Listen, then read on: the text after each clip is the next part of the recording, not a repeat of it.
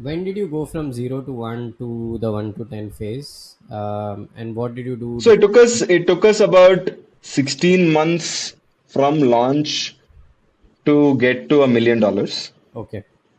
in ARR, and it took us 2 years from then on to get to the 10. Oh, nice. So again, like I think that's after that, Avril, a lot of the fundraising post that Hmm. was because, right, while people didn't believe in market, didn't believe in enterprise, etc., all our metrics were top decile of SaaS companies. Hmm. Growth, gross margins, pipelines, conversion rates, win rates. If you take any of those, right, you couldn't ignore it unless you don't believe in the market. Hey Rohit, thank you for agreeing to do this. Really looking forward to the chat, especially after the piece we wrote last year. Hey, Aviral. Hey, Mazin. Thank you so much. Thanks for having me on the podcast. I think one of the biggest excitement for me doing this is the piece that you've written. It was a great article. So thank you for doing that on Darwinbox. Awesome. No, we just tell the stories. It's not. We are not doing the sexy stuff. We are just doing the easy stuff. I would say you guys do the hard stuff. So, would love to start with your journey, Rohit. How did you grow up? Where did you grow up? Any early influences on entrepreneurship? Maybe talk a little bit about your family as well, because many times that also is an influence on starting a company. So, born and brought up in Hyderabad, Aviral. So, most of my childhood was only two things, school and tennis. So, I was an avid tennis buff and a tennis player. Tried to play that professionally as well. Single kid. I don't know if that had an influence on my entrepreneurial journey, but I did have a lot of influence from my grandparents because I lived with them. So stories was a part of my upbringing. Ramayana, Mahabharata are like my favorite subjects in a way, right? But one thing that definitely had an influence growing up was sport. I think, and if I reflect back on what's been that big influence for me, I think sport just allows you to be okay with failure, right? Like so, and I don't know if you know or if you've been on the tennis circuit ever. There was a point of time when the out of the top 20 people in India, 12 of them were from Andhra Pradesh. Oh, So it was really? extremely competitive. This was under 15. It was extremely competitive, and just getting ahead to the national league or breaking out was extremely difficult. Hmm. So like it was like almost a habit for me because the top seed of India was also from AP. It was a habit for me to go lose in quarters and semis after winning like many rounds, right? Like Yeah. and tournament after tournament, right? But just, I mean, it's probably the love of the game or just a pure ambition that like I just wanted to go back to the court every time I lost again, right? Like so, I think that definitely taught me to be okay with failure.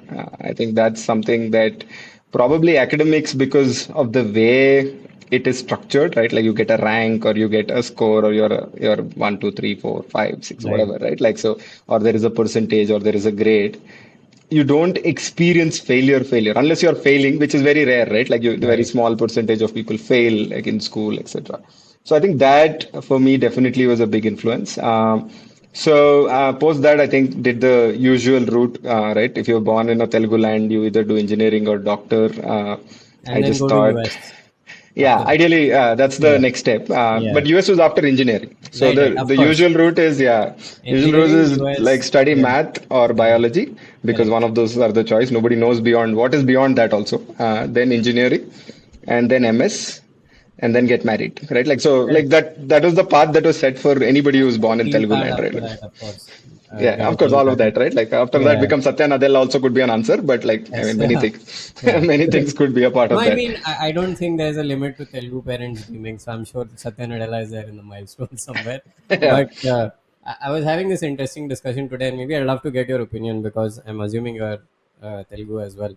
Yes. I saw the results of the IAS Toppers today. I mean, I know it's come out some while back, but the JEE advanced results were there yesterday. And as you know, out of the top 10, 6 were Telugu, top 20, probably 12, 13 were Telugu. In the IIS top 50, nobody's Telugu. Yeah. And I think the reason is because they go to IIT to go to the US, and for no other reason. So just want to get your opinion on that if that's No, true. I think it's also it's a function of cycles, Aviral. So, like for example, while I was growing up, it was always engineering or medical. Right. Sometime between when I was in my 20s, CA became a cool thing, Okay. right? And then coaching institutes for CA cropped up like crazy, Acha. right? And I'm sure I've not tracked it, but I can guarantee you that in that CA top 10, there'll be Telugu folks now. Yeah, understood. Right. I mean, there should be some pull for it. I don't know where that came from, Right. but probably the 2008 and all were the reason why they said, oh, finance is at the forefront. Right. Right. And maybe there will be a time when IAS comes to the forefront and we And do then you this. have to. What Yeah. But it explains is these not a documents? playbook, no? Like, so as long as interviews are there, it can't be so easily a playbook. Right. Right, Correct. everything else can be a playbook on Playbook. right math, Mm, physics, and chemistry, and how you coach people on those subjects, and how do you crack correct. exams under pressure. Correct. So I think that we know. IAS we don't know as a playbook yet. Any insights on you what the community does to do so well? I know it's an aside, but just some thoughts. I think one is pure ambition, Aviral, right? Like I think Mm, we've not grown up to be, for example, business leaders as such. So if you look at right, like if you look at the average Telugu kind of right household, mostly you'll see professionals.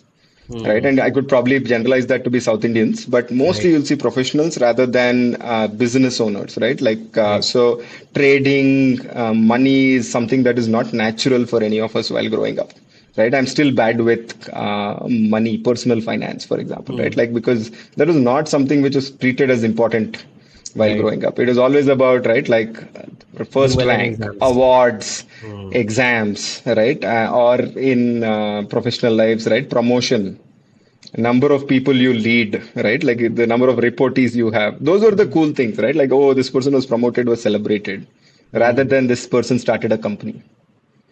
right. Right. And so I think that, of course, was a big influence in terms of course, after 10th, you have to prepare for IIT. So I prepared for IIT, didn't get through, but went to VIT for my engineering. Mm, So did mechanical because I loved physics, right? Like probably mm. the worst reason to think about it, or maybe a decent reason compared to many other reasons. Yeah, yeah, of So course. did mechanical engineering and post that from campus. So from VIT, I got into GE. So I never Okay. wanted to go to the US. I don't know. I mean, I don't have a reason for it, but I never wanted to go to the US. I Why just so? enjoyed. I You think loved it's India. it's a combination of family, right? Like because probably single kid close to being with close to family Right. and just love India, right? Like I like the chaos. Generally, I like chaos. Mm, Love. I mean, never thought about going. Got into multiple jobs after my engineering. And one of the jobs was in Chennai. One was in Hyderabad. So I had to pick and finally picked the Hyderabad again, love for the city, right? I mean, if you see, most of my choices basically were driven by comfort and right what I felt like versus like right. really career oriented What ones. is socially probably the best Yeah, decision? because I was less informed. I mean, maybe some bit of it comes from my family as well. My family was mostly an agricultural family, Okay. so they've not been exposed to a lot of professional kind of upbringings or professional Right. folks, right? Like, so I think that's definitely an influence. So post engineering, just before joining, I'd gone to Google to meet a friend who was working there, and that was like eye-opening in terms of looking at the office, right? Like, and I was super excited to just go to the office, have lunch there, right? Look at the colorful seats, etc. And then I really asked, I mean, I really wanted to work there, right? And I still keep thinking about, was that my best reason to think about a company? But unfortunately or fortunately, that was the reason. And I told him, hey, are there roles for engineers or mechanical engineers in Google? And he said there are analytical roles but you need to know a little bit of Python. So I Mm, actually learned Python just so that I could get into Google, not to become a computer engineer, right? Like, and then got through Google. Mostly was working as a search analyst. So the job of the search analyst was basically writing classifiers on top of the core search engine to deal with anything new that comes, which spoils the search experience. Now, search experience can be solved by multiple things, right? One is irrelevant content, but the other could be spam, malware, etc. And irrelevant content happens because black hat SEO, etc. happens, right? So, because that was a very fast changing field, they needed a set of people or a team to actually resolve that on the fly. Right. So you find patterns around how is this happening and write classifiers on top of the core algorithm to just make sure that they don't show up or they are filtered correctly and the right things show up, the more relevant things show up, spam and malware doesn't show up, etc. So that I did for about 3 years. But 3 years into Google, a combination of being bored and combination of being bored and wanting to do something else in Right. terms of exciting stuff. So one of the things I was very excited about was marketing, branding, communication, storytelling, all of that, right? Like, so then wanted to do my MBA. And I had this habit, and maybe this is again a Telugu habit of writing cat every year, right? Okay. Irrespective of getting coached or not. Like, when I was on campus, I did the coaching and wrote cat. I didn't get through. But every year I used to write cat. Like November 3rd Sunday was a ritual. Go write Hmm. cat. Hmm. So I went and wrote CAT, and in the third year of being in Google, I made it through CAT. And I didn't give it as much relevance that I just thought I was writing an exam. That Hmm. I didn't even know that I got a call. Right, this is Oh. some random letter. My dad said, "Hey, you got some letter," and he brought it to me. And this was a call from IIM Bangalore and IIM Lucknow. Oh. And in both places, I had missed the date of submitting some things. So I had to frantically call them and say, hey, right, like some postal issue happened. I didn't get this Hmm. thing. So Hmm. allow me to come for the interview. And I went for the interviews from both the places, got through IIM Lucknow. And for the most part of IIM Lucknow's first year, I was like, I want to do marketing. I want to do marketing. And I was taking up all marketing courses, speaking to marketing professors, etc. So did my internship in PNG Singapore, Hmm. which basically was like the best marketing role that was Of course. offered Yeah. Yeah. on Absolutely. campus, right? Like, so I really enjoyed the 2 months. But the thing was, one of the things that I felt was limiting in that while I was doing the internship was these were large brands, right? Olay, Gillette, SK2, etc. You couldn't intervene much, right? This Right. is basically you could only change some small channel strategy, etc. And that's where, like, I felt again not getting to see impact, action, etc. So then second year I got a PPO and then decided, hey, I should not be taking up this PPO and like, really looking for something. And then I looked up to my seniors to say, who am I inspired most by? And that was the folks who were going into consulting, Hmm. then started digging into what is this world of consulting, etc. And then got to applying for McKinsey, BCG, Bain, etc., and getting into McKinsey. And McKinsey was fantastic. I mean, it was basically something that I enjoyed a lot, right? Like over the next 4 years that I was at McKinsey, got to work with some fabulous folks. Both on colleague side and also on the customer side, because the CEO access you get in a firm like McKinsey is tremendous. Just Hmm. the airtime because you're presenting to them. So it increases the bar for your quality of output because you're presenting to a CEO of an industry which you have no idea in. Right. And their responses and how they deal with their problems and what is the situation was really, really inspiring. So I did that for about 4 years. And then one fine day or one fine month, right? Like I was just frustrated by the kind of products my customers were using or Hmm. clients were using when I looked at it, and they were paying a lot of money for it. So that's when I pinged Jant and said, "Hey, this seems to be interesting. Why don't we look at it?" And Right. Jayant had finished enough time in banking, investment banking, that he decided to take some time off. And then I didn't let him take his time off. Basically, I gave him the idea. Then he How actually, did you know? How did you know Jayant? so Jayant and I were childhood friends. So again, Jayant was based out of Vijayawada, but he used to come to Hyderabad for IIT coaching. and Okay. his first cousin is a very close friend of mine, and that's how we knew each other, and we stayed friends from then on. And then he went to IIM Lucknow before me, Okay. and then I went after him. Both of us went to IIM Lucknow, but at different points of time. Right. So he had finished about 5 years in banking by the time I finished 4 years in consulting. And I mean, he had its own connection with HR technology where one of his buyers didn't even know what attrition rates was happening in their own in the Okay. target's company. Right. So, and that was a big part of the deal process, and the deal didn't go through, right? Like, and some basic information like this, why is it not available, right? And a product like HR technology, which is very core system of record, why is it being relegated to be just a database? Right. Was the first line of thinking that led us to take this journey of Darwinbox. And you've obviously never started a company before. This is the first time you were starting a company. What was the reaction of people around you, your family? As you said, a lot of people in Andhra Pradesh are not business owners, so it's a very radically new experience. And I think people talk a little less about this, but family is such a key motivator slash could be a challenge as well, convincing your loved ones. So, how was that process? How did you go about it?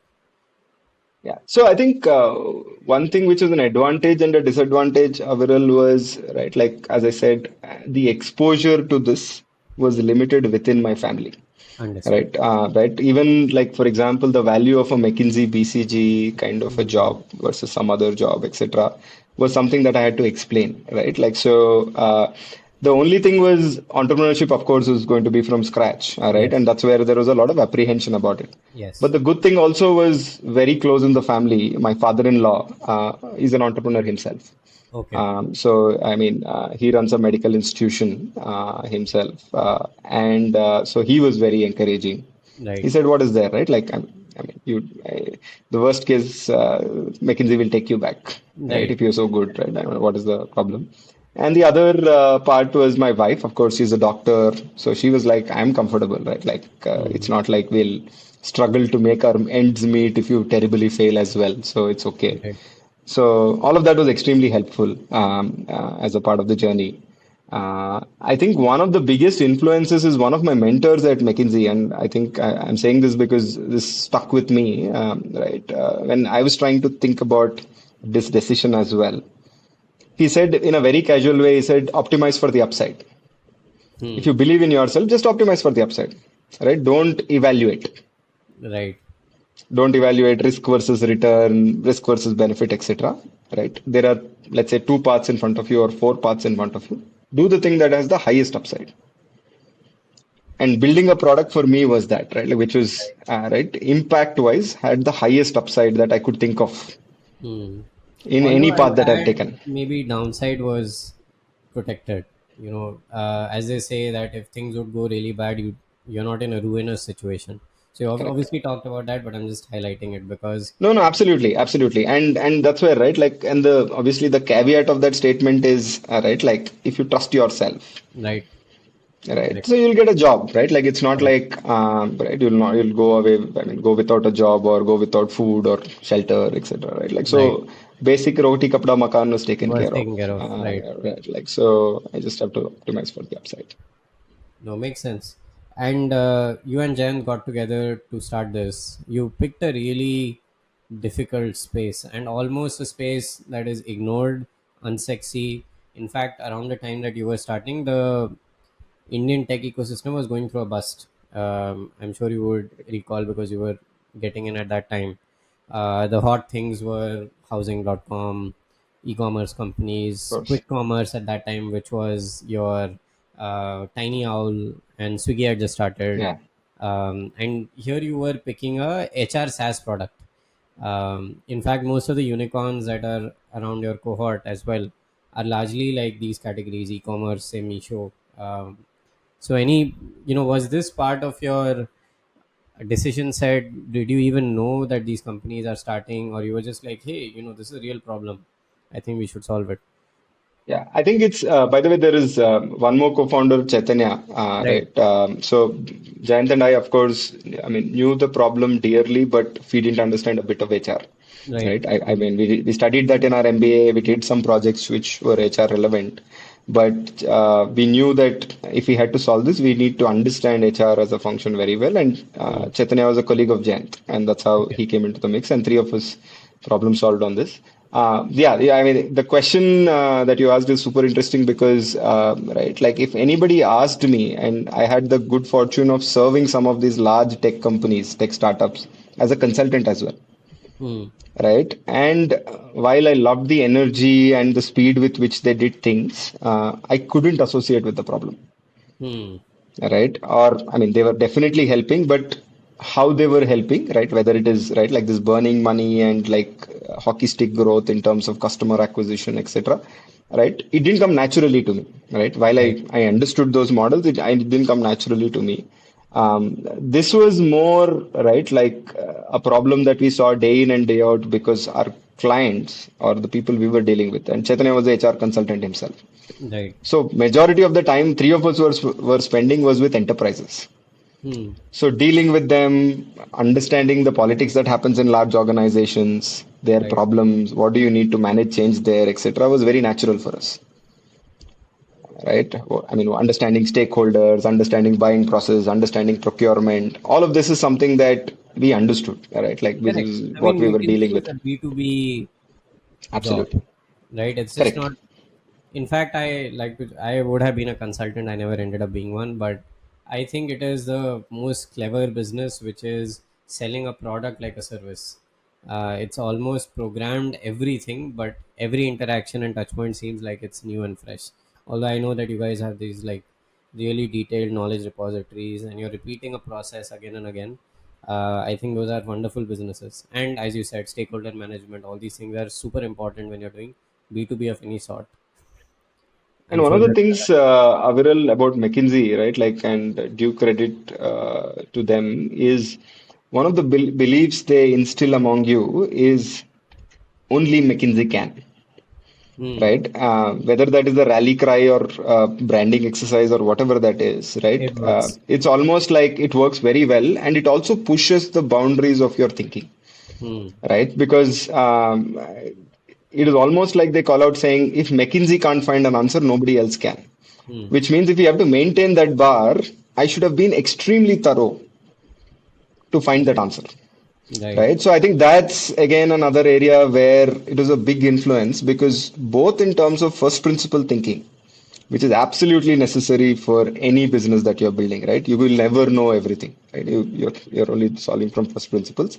And the second thing is anything can be possible with the right amount of effort, everything, right? Like, I Right. mean, thinking, ideation, networks, etc., were two things which lasted, right? As Right. like a skill or a capability that I built from the time at McKinsey. I think the what we obviously, right, like this is what we knew, right, in terms of our skill set.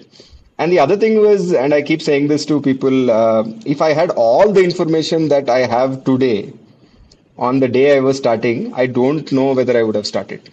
So Hmm. some bit of naivety is okay, Right. right? Or necessary because there are just too many variables, right? And too Correct. many variables at different stages of building a company that if you give all that information, you'll just be overwhelmed and you can't Right. act, right? Because it's Right. just overdose Right. of information because the number of things that change which are not in control are just too many, Right. right? And it can be overwhelming. So for us it was, hey, right, all the people we are talking to, and we were very like first principles in terms of doing customer interviews, etc. So we spoke to all our customers and all our clients in terms of their CHROs, their HR folks saying, what is the problem? What is the problem? Why are you not using this? You bought a system. Why are you not using that? Why does it break? What doesn't work? What works? All of that, right? And that process, etc., that process that we did actually was very, very useful. Hmm. And it was very evident that something was needed here. It is a clear problem. Something is needed here, and people will pay for it. Right. Now, whether the market size is there, whether this can be funded, etc., was not all the information we had. We were very clear that what we identified as a problem is real, and what we are pitching as a proposition seems to be working, and they'll be ready to pay for it.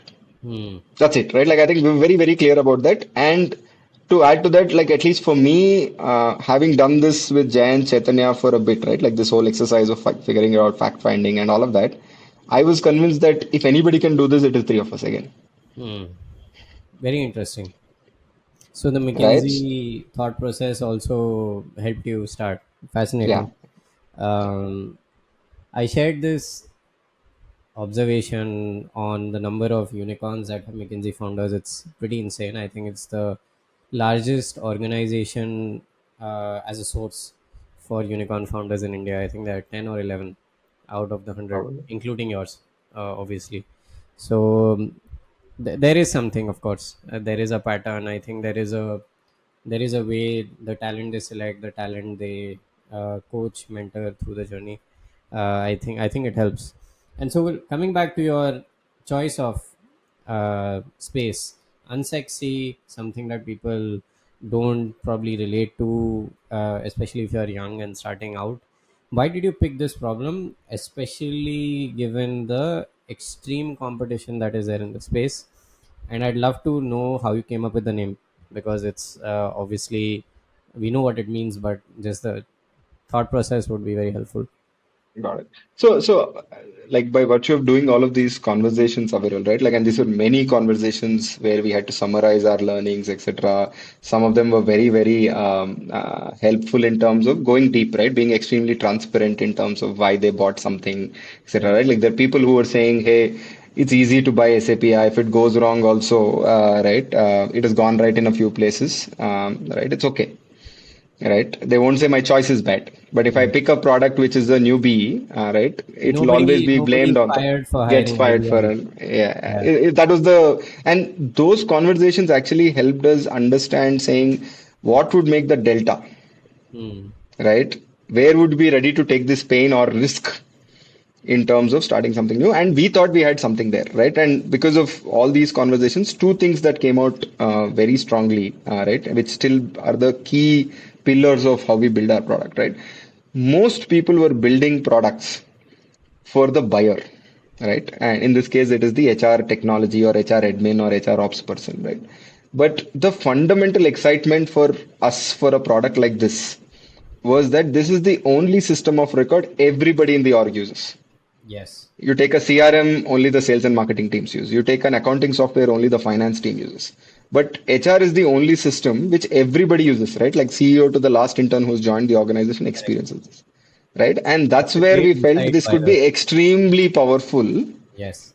if we are able to do more than just being a database, because it's just in the hands of every single employee, right? Whether it is communication, whether it is excitement generation, whether it is empowerment, enablement, there is a lot that you can do from it. Right. And we thought the path to get there from our conversations was solving for the end user, Hmm. right? And solving for the end user has its challenge, right? One is, of course, you have to build a product which is consumer grade, which is lesser of the challenge. But the second bit of the challenge is telling that buyer, hey, it is more important to solve for your end user than yourself. Yes. Because if you're solving for the buyer, then you're building a lot more of analytics, reports, and dashboards and process controls rather than experience for the end user. Right. Because they think from their point of view of where am I spending time, what can be automated, Right. right? The end users think about, I have to get something done, right? I have to apply for a leave, I have to write an interview feedback, I have to give a performance review, I have to exit the organization, submit my resignation form, whatever that is, right? Like they think of it as where do I find this? What do I do next? Should I call up a person to understand what to do next? Where do I log in? All of those as problems. So we said, how can we solve that better? Right. And we said that is our insight, saying fundamentally, I think HR systems should be designed for end users rather than for the buyers. So that Hmm. was one key principle for us. So even today, whatever we build, it's pressure tested to see the end user experience is good or not. Right. Uh, So you the actually second thing, identified sorry, go a, ahead. yeah, before you go on, you just identified a white space in what seemed like a red ocean, which is a view that user is important, nobody else was doing it.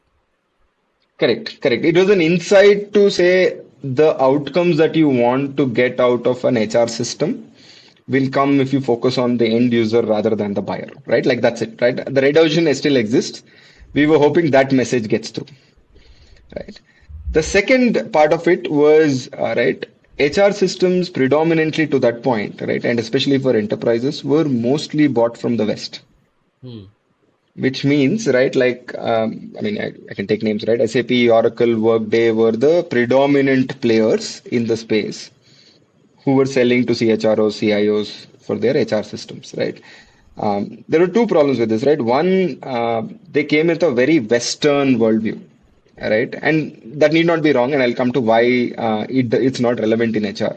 Hmm. And the second was they always came in with a view saying, this is best practice. You change your process to fit into this, Right. right? Because I am SAP or I am Oracle or I am Workday, right? Correct.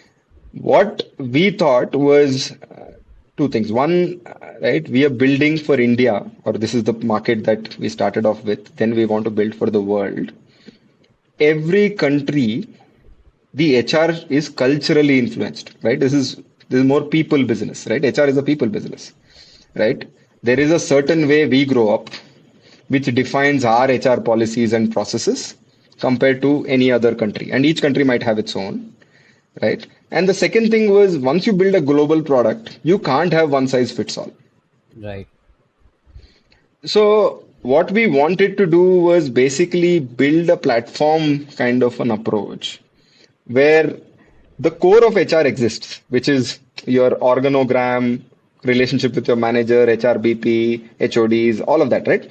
Right. But workflows should be flexible or Hmm. configurable, right? So if culturally in India you need three-step performance process versus a two-step process or a seven-step performance process, we should be able to enable that. And the technology for that exists. It's not like we are building new technology for the world. We are borrowing technology that allows to build this as a platform to solve for the needs of different countries and different processes being different, Correct. right? And the other part of this whole configurability was as we go from country to country, right? Again, one size doesn't fit all. But if I build my system as a platform, me getting ready for a new country is very easy, Correct. right? The amount of build for compliance is 5% because all the other things I can configure actually, whatever is Correct. needed for compliance as well. So for us, when we thought MNCs, enterprise, etc., right? Let's say there, I mean, today we have some companies who have 90 countries, presence in 90 countries, right? So the same system should work in all countries Right. and all countries which are culturally very different, right? Right. Data, etc., is the same, right? The end database is the same, but the process could be very different. I'll give you an example, right? Like if you think about most of the logistics and feet on street sales kind of setups, absconding is a very common problem Yes. in India, right? And there's a very high operational load on HR teams to manage it because there is actually a policy around it, right? Like initially you send a notice, then you give a warning, and then you let them go. You have to do all this before letting them go. Now, if you ask any of the Western products to solve for this, they say why that person can come and resign, right? Like because obviously their context is that they have SSN numbers, they're controlled through that, etc. It is not the same here, which probably is a similar problem in an Indonesia or in a Correct. Nigeria, etc. Right? Like so, those I mean the context of the countries need some specific workflows. So for us, it's a very simple workflow built on the platform, which is Hmm. right as soon as a person doesn't apply for leave for 3 days and has not punched in, send them a notice on Yeah. email or on an SMS or on a WhatsApp, right? Again, WhatsApp might be the best way to communicate to them because they Yes. might not even have an email. And then do the next steps, Hmm. right? And suddenly the operational load of the HR team comes down significantly in these countries. Hmm. The end of the day, the data is the same, right? This person who was an employee in the organization has left the organization on this date, etc.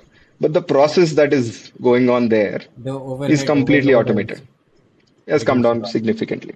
You mentioned a lot of interesting things here, and I want to pick up all of them in the beginning of your journey, because you are in a market which is red ocean, which is HR. Then the other thing you said is you are looking at India, which everyone classically says is a very bad market for SaaS. The third is you are going after a function which is treated as a support function and not a revenue generating function. So there are these three models, three issues that you are faced with, and then you've started the company. Um, how was fundraising for you, even though your background is very strong? My understanding is that it was challenging convincing investors in the early days to be able to raise. Was it Yeah. because of this? So it's a combination of two things, Aviral, to be honest, right? Like, so one, we did have one or two of those conversations, or maybe a few of those conversations very early, even before we started building out the product, Hmm. right? And the second, and that was because of all the things you mentioned, right? Enterprise SaaS, nobody had done. Yes. The only successful example by then was Freshworks for Yes. SaaS overall, And and that US was based. US and that was SME. Yes, correct.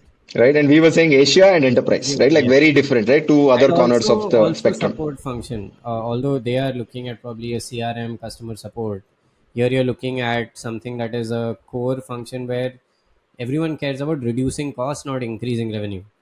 Right? So the Correct. willingness to pay also is lower. Correct. And all of this, for example, as I said, right, like some of these are realizations that, oh, this is not fundable. Luckily, we didn't know, Yeah. right? Because if that was the case, we probably wouldn't have done all the primary of going to a lot of customers, finding the problem, Right. right? Right. Even today, the unsexy problems are not solved because They're unsexy. they're unsexy and, right, like people take a funding view to that Building much the more company. sooner than the problem view, right? Like, Yes. okay, you have a problem view, you have an answer, and then you know that funding is not possible, you stop. Versus initially only start with an investor's check saying, is Mhm. this fundable? And then you don't even get to the bottom of the problem, right? There might be an Yes. interesting answer, Oh, awesome. I right? actually agree with you. For me, at least, when founders come and they say, "Oh, we have everything, we don't have money," I'm like, "You're wrong. You have to get three stakeholders in place. The investor is a third. I think the most important for me is the team, then the customer, and then the investor. Most founders forget about the first two, and I think when you got your team in place, built around the customer, so those are kind of like fluid. But if you go with the investor mindset, there are very few categories that are fundable. But just building on this point, and I mean, And just Avril adding there, right? Like the second apprehension we had hmm, was that are we sure that what we are thinking as people, right? Like, hmm, see, because a lot of times product is in the head, right? Like we have a vision for a product, yes, right? One of the things we were worried about was if we get into that investor journey or take money and we actually don't know how to realize that aspiration, we would be stuck. right, Right. And then we said, Arey, we've earned enough money. And like two of us were consultants, one was a banker, right? We had made decent salaries, we had decent savings, etc. Right. We felt it was worthwhile to invest some of that money, get to a certain stage where we feel more confident to raise, to get an investor on board. And also we thought, Arey, that will also help give confidence to the investor, right? Like, yeah, because I mean, an investor without looking at a product would almost be saying, hey, there is nothing here. yes, And the category is bad. yes. So why should we fund it? Versus you see a product saying, "Arey, there is a difference in this product visibly because we already made the product." Right now, obviously, you'll go get customers, Right. right? And that's obviously that has its own uphill tasks, etc., and all of that, right? Like so, I mean, we had investors who said, I mean, this is a great team.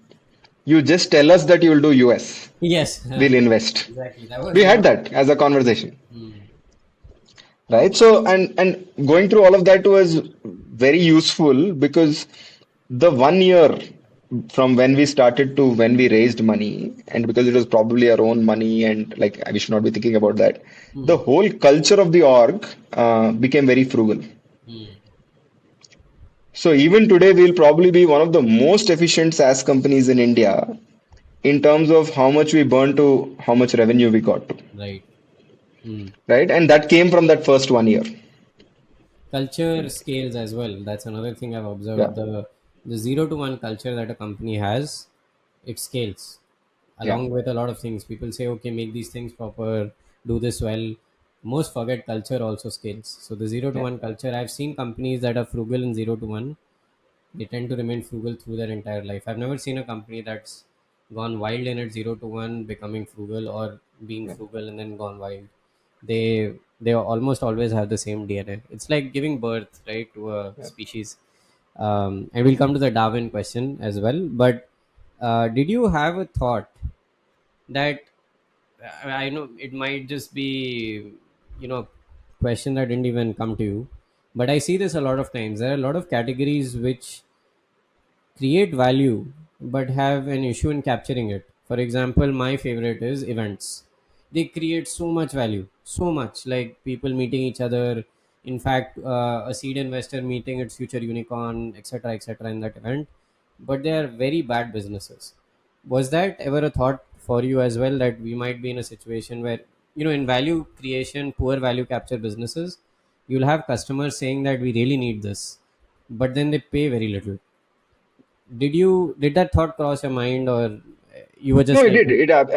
It did. I think the idea was right. Like maybe this is again going back to the only we can, right? Like yeah, we were like, if we can get businesses to pay, right? And these are enterprise businesses, right? We're not looking at SME. yes, So we are looking at least like 10 to 15 lakhs to start with from every yes, company that we earn, right?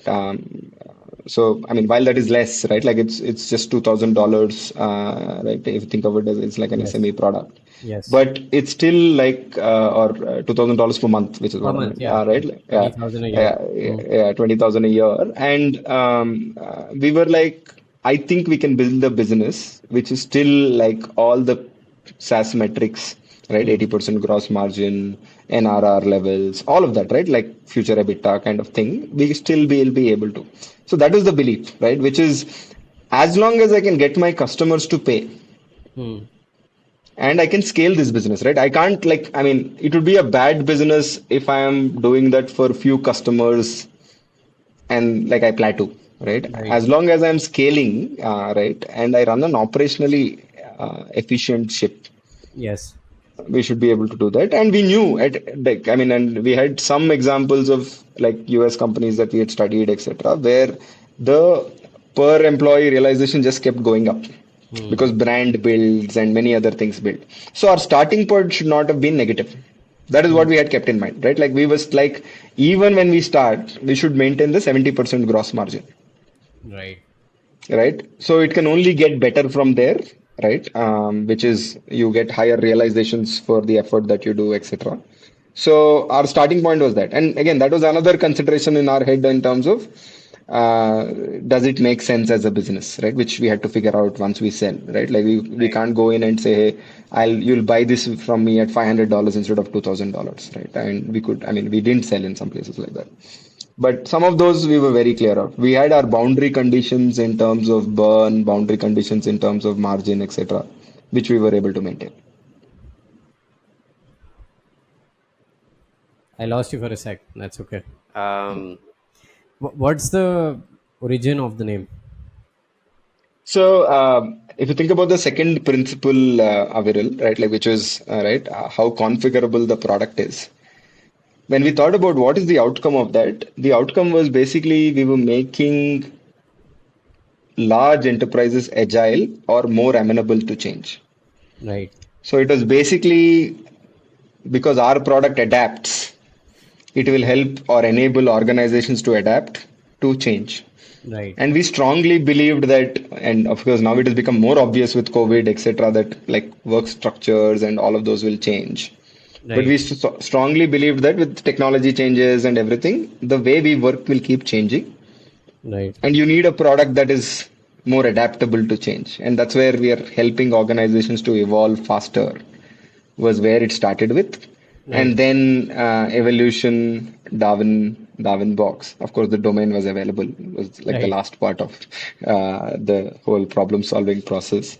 But Understood. the other smaller element in this was we didn't want it to be limited to HR as a function. We Right. wanted it to be a people technology or a work technology, but it should not like that's why we never called it people something, work something, HR something. That was the other thing that we were not willing to call that. But otherwise, broadly, we knew we were in the people technology, work technology space, and Right. it'll allow us to be broader in terms of impact. Understand. Makes sense. How were early days for you? Can you talk about the first couple of years fundraising as well? What did you focus on? And what were the things that you thought were true but ended out to be false, and vice versa? Any, because I've realized startups are a hypothesis, a test in some sense, right? The founders start with a hypothesis and then they test it. What did you see was playing out the way you expected, and what wasn't? So I think one of the things that what we did in the first 2 years, Aviral, was basically there was again a vision of a product, Hmm. right? Most of the first year was trying to get that vision in some form or fashion in one module of the product, right? So today we have a very wide or breadth of offerings, right? Like we have recruitment, core, time attendance, payroll, performance management, employee experience, surveys, help desk, right? Like if you think about all of that. Now, Right. we wanted to be able to show our strength, which is easy to use, right? Or higher experience levels and configurable in one part of this problem. Because doing this across all of the things that we want to build would Right. have been impossible, right? Or it would take forever. Correct. So we had to rightly pick which module we want to do, and also pick how we should architect it so that people believe when we say, "Hey, I'm giving you this module, I'm building out the rest of the suite, Right. and all of it will have the same principles." Hmm. Because there is no way to test an end-to-end system till you build end-to-end otherwise. Right. Correct. Absolutely. Right. So I think that was how we started off. One of the beliefs, at least, which turned out to be not true, was US as a market was moving on to best of breed solutions, which is they were picking something for performance, something for recruitment, etc. We were also toying with the idea of saying, should we pick one or two modules or three modules, do them very well, and everything else we integrate. Hmm. So they were not going the full stack way. They were They going were like, not going. So no new product in the last 5, 6 years came to build out the full stack. yeah. Everything was doing one element. I have a hypothesis on this and just would Hmm. love to get your view because you build a bundled product. Um, I've noticed that SaaS tends to follow cycles. When the market gets good, because there's a lot of paying capacity and money in the system, suddenly you start seeing a lot of unbundling happen. I'm seeing the reverse happen now because all costs have gone down. People have suddenly started talking about, hey, let's get this full stack solution. Let's build this full stack solution. Do you think that's true, or is it It is true. It is one of the things, Aviral. And the second thing is the evolution of the market itself. okay? So the reality of an Asia, even today, even in a Yes, hype cycle, of is course. that they prefer buying end to end Correct. because they are going through Yep. their first or second journeys of Absolutely. technology stack Yes. versus figuring out, hey, I want to get this specific module, etc. Correct. Correct. Right? So eventually we learned that, hey, this is how we want to sell. The other insight there, Aviral, was right. Point solutions grow early on faster because the friction is lower to buy, but attrition of or churn of customers is also very high Yes. Understood. because most companies, especially on the right like experience layers, right, like for example performance surveys, etc., they want to go with the hottest product in town. Right. Right. So, what is the new kid on the block? What is the coolest technology that is out there? But the unsexy parts of HR, right? Like HR operations, Right. core, time attendance, payroll, etc. As long as you do a good job, you can't be replaced. Right. Hmm. Right. So, I think that's where like we had to play both. Right. There is an excitement of building an experience layer which employees get excited about, but there is that whole operational layer which makes the product sticky. Right, and we've gone through our own cycles, and like to answer your question on what was true, not true, right? Like, and those cycles changed as well. So we started off saying we'll build some of it, then we realized no, let's say for our first few markets, which is Asia, we need to be full stack. Right. Then there was a good point of time, Aviral, where we were only going with everything, Hmm. right? And we realized that the ability to upsell gives better realization than selling this whole thing at once. For example, right, if you pay for a buffet, you pay much lesser if you end up eating everything, right? Yes. But if you're paying for a la carte, you pay much more because you're buying one at a time, Yes. right? So we've gone through the journey of saying we are only a buffet and got certain realization, and we sold very well. I mean, in both these scenarios, we sold very well. But How what did we you realized sell to is, your first few customers as well as maybe like your 10th and 50th customer? Was there any so change? first few is our networks, Aviral, right? Like we went back to all the people we were talking to Right. and said, "Abhi banaya hai, like you have to buy Please khareed now, lo. right? Like kharido." So that was happening. Then friends and friends of friends in HR teams, etc. We are like, "Boss, if you don't buy, nobody else will buy." Right. Right? We also went to a lot of people to give us the opportunities to present, right? And that was the tough one, right? Because especially when an enterprise is buying, the consideration set is frozen. Yeah. These are the three products. I'll take the best of these three. Correct. Right. So to get into the consideration set, we have to use all our networks, right? Whether it is McKinsey, IIM Lucknow, IIT Madras, XLRI, Chaitanyas, or JNTU, whatever that is, right? Like we used all those networks to get into consideration set. But what we realized is because we built product so deeply and so configurably, we were winning on product. Hmm. So the first few customers is all friendships, right? Like get into the mix because of friendships, etc. Right. So let's say for the first 10, 20 were all small companies, right? Except, right, like maybe the first five were all small companies. Then we got our first large company, of course, right? Like broke our system to a level where we didn't imagine, How right? large was Because it? If you can share the this number. was a logistics company which is 20,000 employees. Oh, wow. Suddenly, right? And till then we were doing like small 500, 600 employees. And the funny thing was, I mean, we got in again into this mix because, right, we had connects there. We got into the consideration set, and they had SAP, Oracle, everybody like fighting that battle out, and almost showed the one module and sold the rest of the modules on a whiteboard, Right. saying this is how we are thinking about it. This is how we're thinking. All three of us parked ourselves there and sold. Right. So, but what happened was, as we started implementing and we got the mandate, etc., we figured everything was breaking because Right. what taught us was the small companies on what generally happens. And suddenly this company had like 800 locations, right? Like, which is when you think about a company, right? Like, I mean, the first thing that comes to thought is, okay, they'll have 20 locations, 30 Yeah. locations, 30 offices. Suddenly, because it's logistics, is 800 locations. So everywhere we had location as a filter, etc., was breaking. Right. Hmm. Right. So many of those things were happening.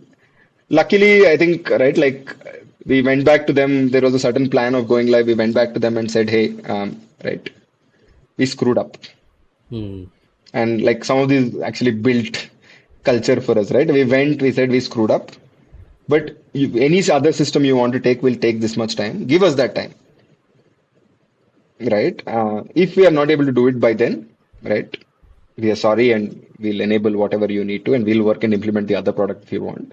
Hmm. But these 15 And this days or was 30 when what days, time frame for the company's this is life? 2016, 26. 2016. This is like the first year First still, year. Hmm. Understand. right? And Um, then what we did in those 15, 20 days in terms of agility, speed, the quality of work we did, defined a lot in terms of, again, right, whatever is the adverse scenario. Because in our head, we were like, if we fail here, our enterprise journey is gone for a while because nobody will take that risk again. yeah. Right. So we would be delayed by wanting to do enterprise by at least a year or two. So we were like, whatever it takes. Right. So And full now like process. we were successful and it is still a customer. All of that is still there. But like for last 7 years. But I think that again defined some of what we built. Amazing. How was the journey to your first 1 million of ARR? Because it's usually the hardest part in a SaaS business. Any learnings from there and thoughts that you could share, things you would have done better um, to get to that. No, I don't know what we could have done better for Aviral. And some of this, right, like theoretically, we could have done some things better, but I don't know what we would have. Because, for example, right, like Jayant and I, used to do demo to anybody who was ready to listen. Okay. Of course, that's Right? not scalable. Theoretically, Yeah. yeah, theoretically, I can tell you, hey, that's not scalable. You should qualify better, Right. etc. But some of those helped in my third year, Correct. saying, I know this product, these founders who Yes. pitched to me then, Yes. or these people became CHROs later and said, hey, I spoke to you then. I really liked the idea. Right. Can we And use it now, etc. Right? Like, so some of that is, right? Like, again, I can't say exactly what is best use of time maybe it was at that useful time. from a evolutionary perspective for the company. So it was not a bug, it was a feature. Those things I do. Yeah, probably. And some of these, right, like, and I can't, right? For example, the first design of the product Hmm. we outsourced because we were so design centric as a company. We said we can't hire a lot of designers, Right. but let's give this out so that we get the best of design talent out there who built multiple products, and we can just engage with them and get our design out. Hmm. Right. In hindsight, I don't know whether it's a good decision or a bad decision because one great design we got, but we didn't have anyone in house To carry it at the forward. time to carry it forward. Right. So that took some cycles. Right. So multiple of those, I don't know if we had to hire these design people early upfront in house, Right. we would have got that quality or not. Right. Understand. And when did you go from 0 to 1 to the 1 to 10 phase? And what did you do So different? it took us about 16 months from launch to get to $1 million Okay. in ARR. Hmm. And it took us 2 years from then on to get to the 10. Oh, nice. So again, like I think that's after that, Avril, a lot of the fundraising post that Hmm. was because, right, while people didn't believe in market, didn't believe in enterprise, etc., all our metrics were top decile of SaaS companies. Hmm.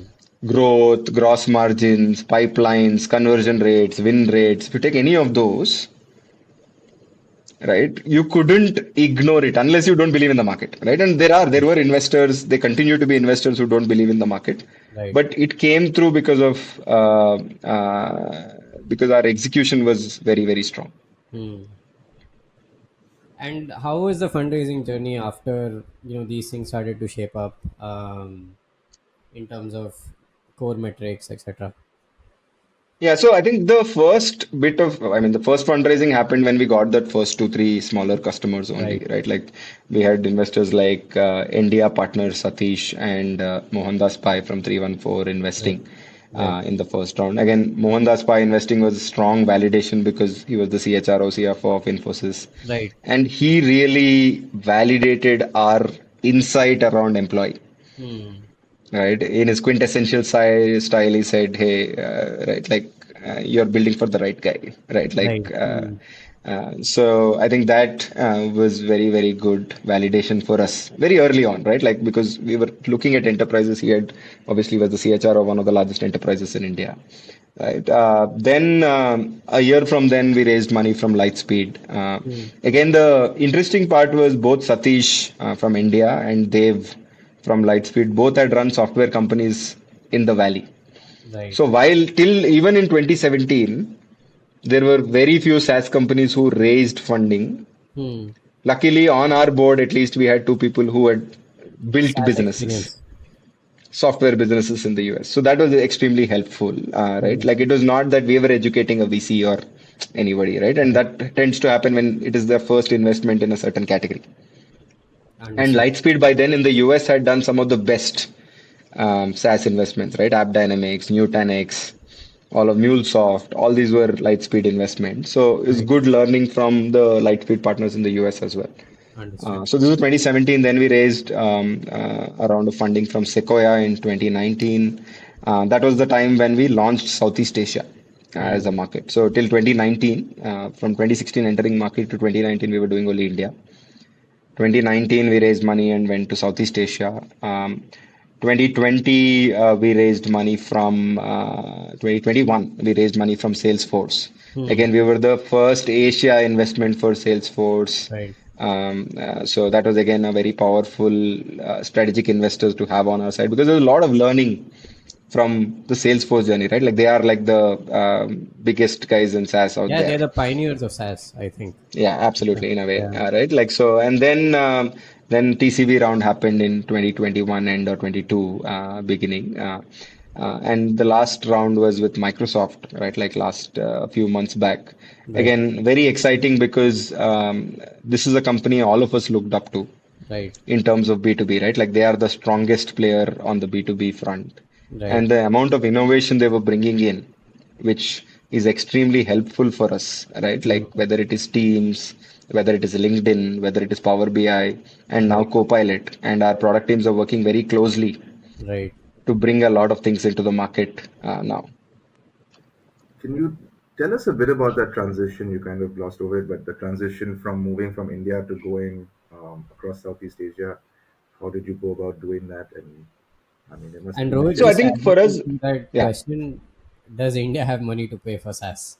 I think that's obviously something you have the ringside view of. So would love to learn that So, I mean, it's slightly nuanced, Aviral, right? Like, I think one, enterprises have a much better propensity to to pay pay. Yes, than SMEs in India for SaaS, right? And they are paying, by the way, they are paying to SAPs and Oracles for a while now, right? Although the amount probably is lesser, it's much mm, more discounted in a way compared to what is the global average per employee realization. But there is propensity to pay, and a lot of things about bad debts and collection problems, all of that is not there, right. especially with enterprises, right? And these are like, I mean, great enterprises that you work with, right? Like HDFC, Airtel, Vedanta, right? All of these TVS, Tatas, Mahindras, all of these guys are like, I mean, I think have been paying for good technology for a long time now. So we are not somebody who's rediscovering it or creating it. So at least that way they can pay. Global expansion was interesting, Mazin, because Southeast Asia as a market, again, a lot of people say Southeast Asia, but it is basically 5 countries Yes. that Right. we need to go after, right? And that was the first realization that hit us, right? Like we were like, oh, next market is Southeast Asia. And the reason for Southeast Asia was also that the market structure was It's very similar. similar to India, right? And the similarities on two fronts, right? One, the top two players were SAP Oracle, Okay. and all the local startups were only focusing on SME. Mm, And this is an insight Smaller which came much selling. later, right? Like so most of the local tech companies, right, whether it is in India or whether it is in Southeast Asia, were focusing on SME because it's easier. It's, I mean, to take on an SAP Oracle might be tougher, etc., right? Or more fundable, whatever the reason. Again, well, that is exactly what we saw in the Southeast Asia and the Middle East when we launched there. At least we had gotten our playbook right in terms of winning against an SAP or an Oracle or a Workday or replacing them as products. mm, Right. Obviously, we had to understand the markets afresh. So, like 2019, I used to spend 15 days a month, right, between Indonesia and Singapore. Right. So that's how we started off. And one of the things we continue to do is the first 1 year we like heavily rely on one of the founders spending time in the region, just to make sure that all aspects of the problem are understood mm, and our proposition is taken care of, right? Like, so the GTM might change a little bit, the pricing might change a little bit, the product might need some more nuance in some countries for compliance, which is default, etc. So those choices we made. And that's actually quite a powerful lesson, perhaps, for people, because I've seen many startups try to go from India, and like, Indonesia is the first market you think of next. It's a very similar market, but it's not always easy to localize. And I mean, so you guys, how did you split it amongst the founders? You guys picked a market and then chose to go out there, spend time there, and meet Yeah, yeah. people. So it is almost that. Like, so I started off, for example, in Indonesia, doing Philippines, Singapore, etc. Chaitanya did a lot of Middle East when that happened, right? So Jayant heads overall sales and marketing. So he takes on, of course, all the sales and marketing that happens. But individual markets we take focus, right? Like now I'm spending time in the US and we plan to split that between me and Jayant because again it's significantly different in terms of time zone or distance mm. from the Yeah. rest of the market. So we're splitting that now instead of having only one person do it. And then when you launch in a new market, you kind of get stuff set up. How do you go from that to then transitioning it to a team and getting someone to take over? Because you know, So I think getting our early team right is the most important part of this transition, right? Like I think especially what we do is combination of moving somebody from one of our core markets who spend time mm, and hiring somebody local senior enough, right? Like these are the two people that basically are building that out. But both of them we spend a lot of time with. And especially for folks joining in the region, and for us it's obviously very regional, right? Like because HR is again a very regional topic, right? And that's been our premise. So talking to CHROs in Bahasa language or Thai language is not our strength, right? Like so, it's important that we are fully aligned with the early team members who are building this with us in those markets. And it's great to see some of them grow to become like leaders beyond that market to a larger market, right? Like we have folks who started in one of those countries now heading Southeast Asia as a whole, right? Like things like that are something that is very exciting. And it gives an opportunity for somebody who understands the context fully in one of our markets to go into a new market and launch that as an experience. yeah. So that combination has always worked well for us. So you raised last year, just in this context, the market was obviously very different, and now the multiples have compressed. Is there a challenge to grow into the valuation? Is that something that bothers you? How have things changed, or have they at all? So I think one part, the good thing about, lucky thing about our business, I wouldn't say good, we just got lucky there, is Asia has not seen compression of demand as much as the US has seen. Interesting. Hmm. So we are meeting our growth plans that we had Okay. in terms of growth, right? So whatever we gave as a plan to our investors Hmm. while we were raising a round, we are on that plan, right? Multiples is a function of market. We don't have too much Of control course. of it. Yes. The only thing that which has been in our favor is how efficient we've been with cash. So Right. we've always been efficient with cash, right? So it was not a new behavior for us that we had to think about, "Arey, we have to extend our runway by a long time, Right. right? Growing into valuation, we would probably comfortably do that. Right. We are almost getting there as well. But the other part of it is, right, like the runway, even if like valuations get even more compressed, Right. we have a significantly long runway which can take us to like an IPO journey. Understand. Got it. So we don't need to raise any more money till an IPO, for example, right? Like so, at Amazing. least that way, that's how we planned, and that's why we are less worried about that and more focused on or spending a lot more Oh, time that's on good. business That's and great. growth. That's great. That's great. What's next for Darwinbox? I think one, of course, geographically, UK, US are two important markets that we're focusing on. Again, it's a very different market for us, right? Like it's the most common market for others. It's a different market for us. So that's a learning in itself. The second thing is, of course, right? And you can't miss the whole generative AI Right. and how that influences how things are done, right? And it is influencing how things are done at our customers. It is influencing how things are done within Darwinbox, or it is influencing how Darwinbox as a product needs to change. So that's an exciting piece because like you can reorient enough to really be ahead of our competition now. Right. It's about who is the most agile to pick that up, and hopefully we built a culture for that. Right, who will win? We don't know. We'll be in the race, but at least that's something that I am excited about personally as well. Awesome. Just to close, and why we call this Founders Unfiltered, what's one piece of unfiltered feedback you received through your journey as an entrepreneur that changed your perspective? We look for honest, brutal feedback. No, so I think what we've realized, and some of it is feedback, and some of it is what we've realized, right? Like, and this coming from a strategy consultant in the past, right? Execution trumps strategy by a mile, Right. right? Like, so I think we give too much importance to idea, of course, right? Is like a plenty, but strategy is important. But I think what we've learned, especially in our own journey, and what we've obviously learned from others who've told us this. All right. All three of us as founders are extremely hands-on even today. Right. right? To a point where some of our team members are annoyed, but at least we try to not get in the way, but we are very, very informed about what Right. else, whatever is happening in the business. Understood. And that execution rigor is what is needed to compete in a very crowded category, right? Yeah. I mean, you can have only so many strategies, right? You can't have too many strategies which are very different. Everything would have been tried, Absolutely. especially in a crowded category. You can obviously out execute some of your competition then. Awesome. Thank you, Rohit, for the chat. It was very wide ranging and super insightful into your journey as well as the space. Thank you so much for sharing. No, thanks, Aviral. It was great talking to you and Mazin. Thanks, Mazin.